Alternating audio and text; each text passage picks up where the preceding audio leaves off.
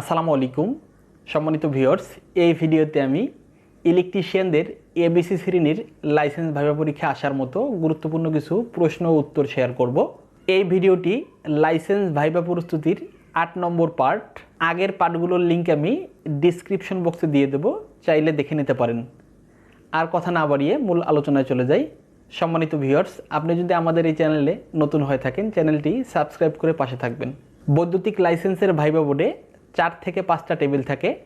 প্রত্যেকটা টেবিলেতেই একজন বা দুজন করে স্যার বসা থাকে। ভাইভা রুমে প্রবেশের পরে যে স্যারের টেবিল ফাঁকা দেখবেন, ওই টেবিলের সামনে গিয়ে দাঁড়াবেন। স্যার অনুমতি দিলে তারপরে বসবেন। সর্বপ্রথম যে কোশ্চেনটি করে থাকে, আপনি কোথায় চাকরি করেন এবং কোথা থেকে আসছেন, আপনি সংক্ষেপে বলবেন। এরপরে ম্যাক্সিমাম সময়ই 2 নম্বরে যে কোশ্চেনটি করে থাকে, লাইসেন্স ভাইভা বোর্ডের টেবিলে থাকা ইনস্ট্রুমেন্ট, মেজারিং ইনস্ট্রুমেন্ট, ফিটিংস এগুলো দেখে বলতে পারে যে আপনি এগুলো চিনেন কি না। যদি এগুলো চিনেন, সেক্ষেত্রে এগুলোর নাম ও কার্যক্রম বলবেন। যদি কোনো ইনস্ট্রুমেন্টের নাম ও কাজ ইনস্ট্যান্ট ভুলে যান, আগে আপনি জানতেন, ওখানে গিয়ে ভুলে গেছেন, সেক্ষেত্রে স্যারের কাছে বলবেন যে স্যার, এটা আমার খেয়াল নাই, আমি জানি এটার কাজ। 3 নম্বর কোশ্চেনটি এমন করতে পারে, খুব গুরুত্বপূর্ণ প্রশ্ন, ম্যাক্সিমাম সময় করে থাকে, ডোল স্টার্টার কেন ব্যবহার করা হয় এবং কত এসপির মোটরে ব্যবহার করা হয়। ডোল স্টার্টার মোটর কন্ট্রোলিংয়ের জন্য ব্যবহার করা হয়। এর আগের ভিডিওতে আমি এই ডোল স্টার্টার নিয়ে আলোচনা করেছি। ভিডিওটির লিঙ্ক আমি ডিসক্রিপশন বক্সে দিয়ে দেবো, চাইলে দেখে নিতে পারেন। ডোল স্টার্টার সিঙ্গেল ফেজ মোটরের ক্ষেত্রে সর্বোচ্চ 7.5 এসপি 5.5 কিলোওয়াট পর্যন্ত মোটরে ব্যবহার করা যাবে। আর 3 ফেজের ক্ষেত্রে 15 এসপি বা 11 কিলোওয়াট মোটরে। 4 নম্বর প্রশ্নটি এমন করতে পারে, লাইসেন্স ভাইভা বোর্ডের টেবিলে মেগার থাকে, মেগার দেখে বলতে পারে মেগার কোথায় ব্যবহার করা হয় এবং ইনসুলেশন রেজিস্ট্যান্সের মান কত হওয়া উচিত। মেগার হাই রেজিস্ট্যান্স পরিমাপের জন্য ব্যবহার করা হয়, ইনসুলেশন রেজিস্ট্যান্স পরিমাপের জন্য মেগার ব্যবহার করা হয়। ইনসুলেশন রেজিস্ট্যান্স হলো কেবলের ইনসুলেশনের কারেন্ট বাধা দেওয়ার সামর্থ্য। এই ইনসুলেশন রেজিস্ট্যান্সের মান সর্বনিম্ন 1 মেগা ওহম হওয়া উচিত। 1 মেগা ওহম মানে হলো 10⁶, মানে 10 লক্ষ ওহম। 5 নম্বর প্রশ্নটি এমন করতে পারে, আবাসিক বাসাবাড়ির ক্ষেত্রে কত কিলোওয়াট লোড হলে 3 ফেজের লাইন নিতে হবে বা 400 ভোল্টেজের লাইন নিতে হবে।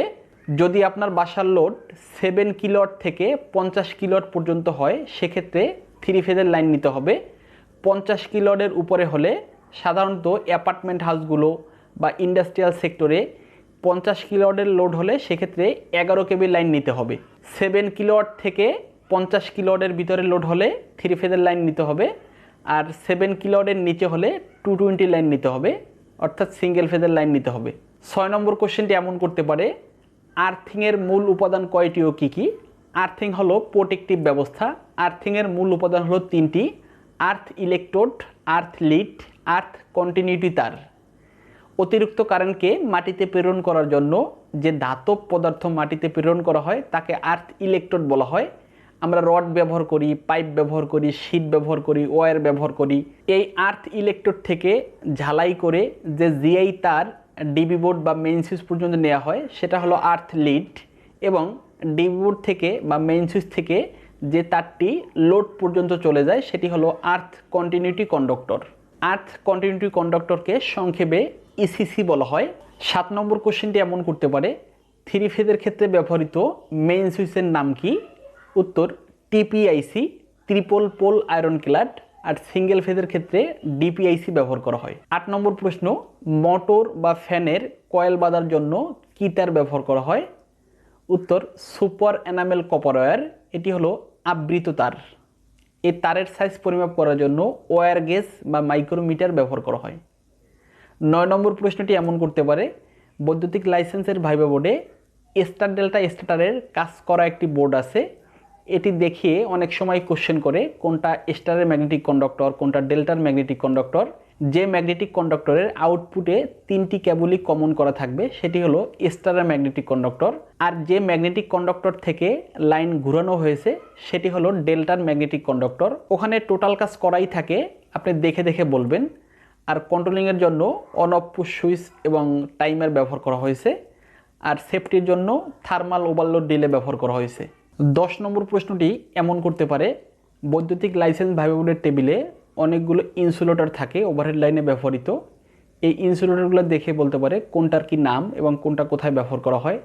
যেমন স্যাকল ইনসুলেটর এলটি লাইনে ব্যবহার করা হয়, গাই ইনসুলেটর পোল টানা দেওয়ার কাজে ব্যবহার করা হয়, ডিক্স ইনসুলেটর এসটি লাইনে ব্যবহার করা হয়, পিন ইনসুলেটর 33 কেবি পর্যন্ত লাইনে ব্যবহার করা হয়। এছাড়া পোস্ট ইনসুলেটর জেনারেশন স্টেশন বা পাওয়ার স্টেশনে ব্যবহার করা হয়। এছাড়া আছে স্টেইন ইনসুলেটর, সাসপেনশন ইনসুলেটর, যেগুলো হাই ভোল্টেজ লাইনে ব্যবহার করা হয়। সম্মানিত ভিউয়ার্স, আজ এ পর্যন্তই। ভিডিওটি কেমন লাগলো কমেন্টে অবশ্যই জানাবেন।